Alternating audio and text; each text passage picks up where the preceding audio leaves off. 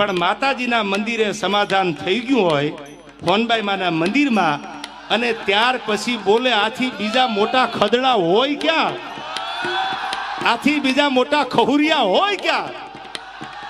મને અફસોસ એ વાતનો છે કે મારે તો તૈયારી છે જ, પણ સાહેબ એને મારી માં હોનબાઈનો મલાજો રાખતાય ન આવડ્યું.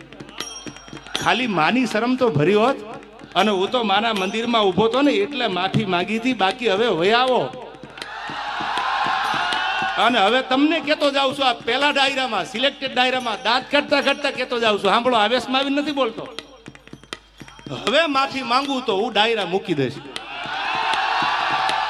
હવે તમારે જેને આવવું હોય એને વયા આવજો, પણ ડાયલોગ બાજી ન કરતા સામે વહી આવો.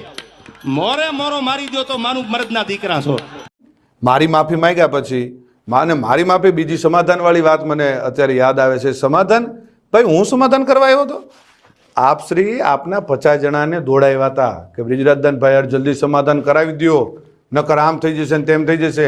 એટલે એ બધી વાતો બંધ કરો. અને બીજી હજી એક વાત કરી દઉં, 18 વર્ષને સાથે લઈને આલો છો. કેદી આવેલા તમે ખબર નથી? એક કાર્યક્રમમાં, જાહેર કાર્યક્રમમાં 10,000 માણાની, જે તે સમાજનો કાર્યક્રમ હતો, 10,000 માણાની વચ્ચે માફી માગવી પડી હતી. ભૂલી ગયા છો? ખોટી બધી વાતો બંધ કરો. જે કરતા હોય કરી ખાઓ. અને જે કંઈ થોડું ઘણું તમને આ જે ડાયલોગબાજી આવડે છે, જે કંઈ ટૂંકી વાતો આવડે છે 2-4 મિનિટની, એ કરી જાણો અને મોજ કરો. જય માતા.